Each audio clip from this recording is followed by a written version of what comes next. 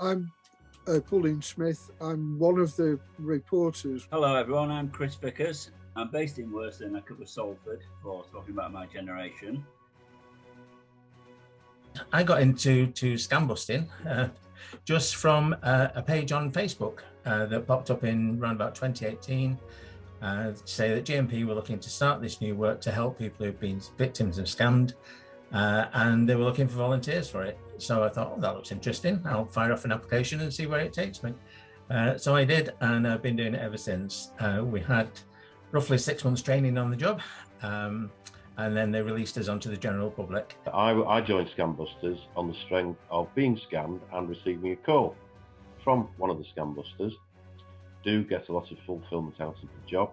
It's nice to be able, well, it's nice to have the time to do it, but it's also nice to be able to give some comfort to people. GMP is the only force in the country that offers this service. Our role really is to support victims of scams and also to make people aware of different kinds of scams and how they can avoid them. Who are the Scambusters team? Why were you set up? And what do you do? The Scambusters is a team of around, I think it's about 14 volunteers at the moment. We're all drawn from different backgrounds. We're all volunteer staff. We are police support volunteers. That's our correct title. And our role is to support the police in what they do. We don't have any role in investigating scams or fraudulent crimes or anything like that. But our main role is to support victims of scams. So we get reports that come in through Action Fraud, which is the National Reporting Centre. They get fed out to the regional police forces. They split them up into the different kinds of action that they need. And some of those just really need support. They just need somebody to ring them up and say, look, we've read your report. Are you still having this problem? Is there anything we can help with? Are you aware of different kinds of scams that are going on, and how can we help you with that? On a day-to-day basis, well, across the whole team, that is, we make phone calls to victims and spend as long as the victim requires us to be there for them. We always make it clear that we're not part of the investigation, but quite often when they explain specifically what's happened, because of experience that we've had ourselves from talking to other people, the training that we've had, quite often we can give information to them which helps them to not be a victim again. And that's the part of the job that we found, very rewarding, of course. What I've found sometimes is when I've been speaking to someone about a fraud, or sometimes it's only an attempted fraud, you might notice they've got an email address, and you end up advising them on things like passwords for their email, and you don't just, sometimes it can be half an hour there, and you're not just talking about what happened. You go on to lots of other things, and after they say, oh, I didn't know that. Said, when we're speaking to somebody online, we may be the only person they've spoken to that day or even that week, and they're so grateful for the call. And I get a lot of, they say, oh, I didn't think anybody cared, or I didn't think the police were bothered, because it's such a small thing. Did I do right report, and things like that. And they use 99% of the time, they always feel better after. And as this, we can, it might not just be about the particular scam attempt or scam they've been victim of. It could be something else that they'll tell you about. We've picked up on once or twice, maybe where there might be a welfare concern, at that address with that person. They might not be well, or they might say, oh, I don't get, especially with something like if it's been a cold calling as a door knock. It can be very, very frightening for somebody that, and they will talk to you and they feel better, and we can guide them how to get help. We let them know that we are here for them. Sometimes you're the only person that they've spoken to, and when they've been scammed, they feel very foolish, and it's good to sort of pacify them, let them know they're not foolish. Lots of people can fall for these things. And it just gives, it gives them sort of a bit of warmth as well, that somebody actually does care about what's happened to them. They're not left on their own. I think sometimes they report these things and they think that's the end of it, nobody's going to phone them. I get a lot of times where people say to me, oh, I didn't think anyone was going to bother, and thank you for the call, etc. You really helped me. What are the new scams that you're aware of? The one I've seen a lot of lately is, I think with lockdown, a lot of people want dogs to go walking. Yeah. And they're going online trying to buy puppies, etc. And they're just going on any old website and they see a picture of the puppy, they contact the person and they send the money. They get a WhatsApp off them, which is the worst thing you can do, contact them by WhatsApp. And they send the money off and they go to meet in a park or whatever and nobody turns up. And I keep telling them, that the best thing to do, if you're going to buy a puppy online, is to go to a registered website where they have a deposit system, and you can put your deposit in there, and it's held by that company. But they're just not doing this. They're just eager to get a puppy, get out there, and they're just sending, hundreds and hundreds of pounds off to these people that just want to scam them. And that's one that I've seen the most of lately, I think. And it's trying to get it across that, don't use WhatsApp, just keep within a website, a registered website, and never sort of come outside that. Just don't pay any money unless you've seen the dog in person, etc., or they've got a deposit scheme. The one I've come across most recently is the Royal Mail scam. Again, because of lockdown, the people are ordering things online and having them delivered. So there's a very good chance with these scammers, when they send these texts out to people, that they are actually waiting for a parcel to be delivered. Happened to me about 3 or 4 weeks ago, actually. Foolishly, I fell for it as well. God, I can't believe it, but I did. 5 minutes after I'd done it, I realised, contacted my bank, cancelled my card, everything's fine. But a week later, I was then contacted by my bank, allegedly, because they had all my details that I'd given to the previous scam on the text.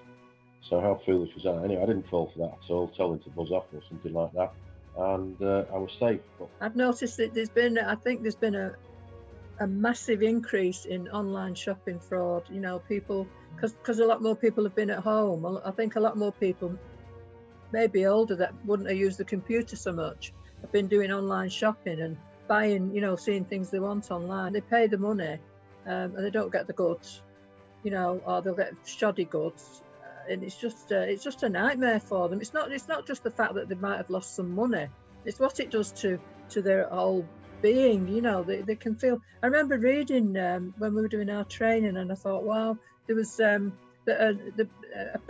high percentage of people of a certain age that have been scammed, maybe living independently, frequently end up going into sheltered housing or a care home because it absolutely knocks them sideways, frightens them to death, and that's awful to hear that. But the online shopping thing, I think it has absolutely snowballed. Yeah. The scammers are out there, whether it be for small amounts like the $2.99 or whatever it is for a parcel, $2.95, or for the driving license. It's all there waiting, and it's a scary world, and the best, I think, that what we can do, especially as we go out into the road shows, as I call them, when we carry the message, whether we're having a conversation or not on the phone, we can perhaps plant a seed of take care, be the extra vigilant while you're looking.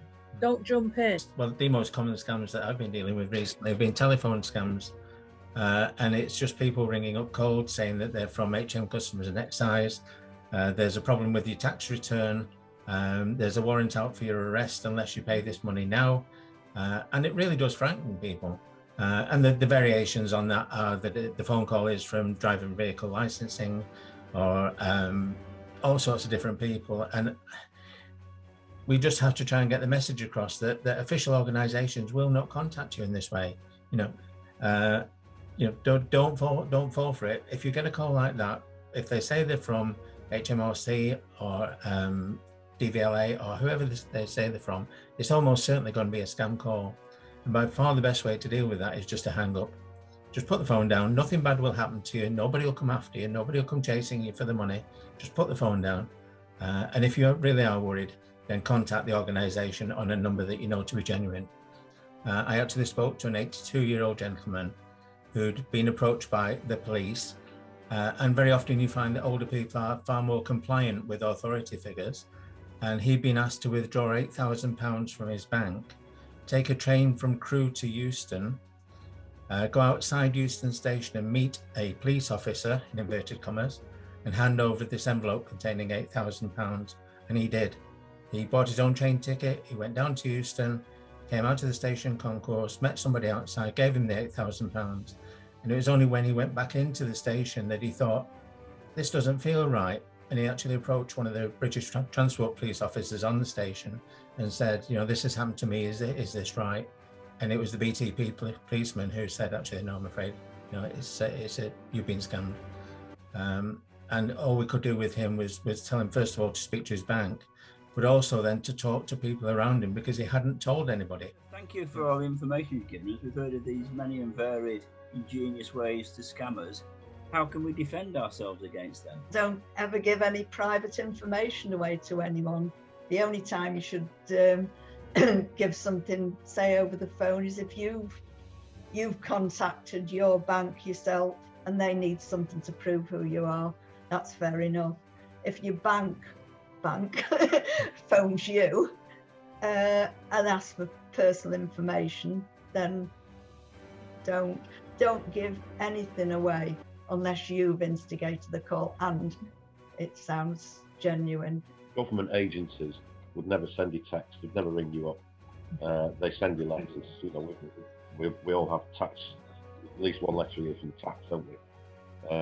That's just an example.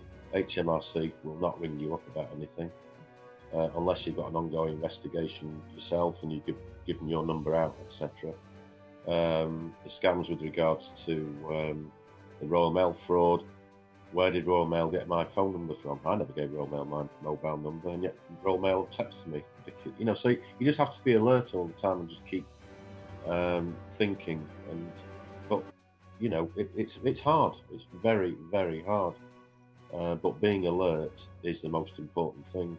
And even if the call that comes in is not a scam and it's a real, it is real from your bank, for example, which would be unlikely anyway.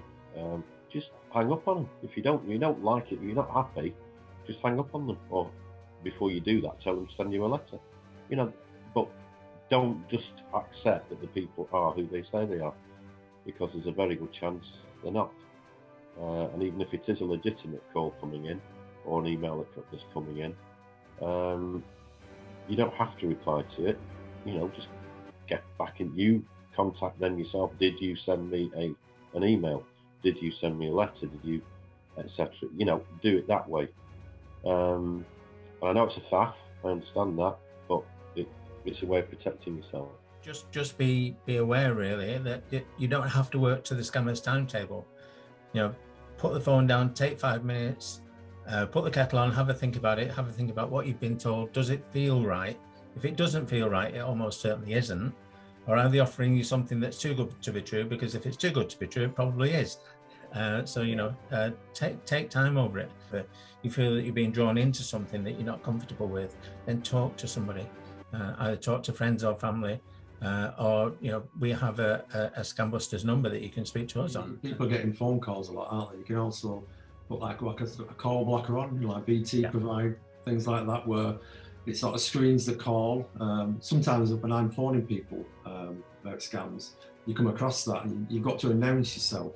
And if they don't know who you are, or they think, you know, you're not legitimate, they don't have to answer the call. It just blocks them off. Changing passwords on computers, your logins to like internet banking, etc. Change them constantly. Don't keep the same one all the time, and have security on your PC as well. You know. The automated phone calls as well. I think nearly everyone I speak to, I mentioned that. I said, just put the phone down. You know, I mean, these call blockers like the Sky Shield, they ask you your name. I think they pick the call up before, you know, you hear it in the house. But they ask you to press a key on your keyboard. BT do the same, and there's another one does the same. Well, the computer can't do that. So completely blocked out the automated calls, which are nearly all frauds anyway. So it's, you know, I always try and get that in a conversation. So you can contact GMP Scambusters by email at scambusters@gmp.police.uk. You can ring us on 0161 856 4120. You can sign up for our Scam Alert service at scamalert@gmp.police.uk, or you can follow us on Twitter @GMP Fraud.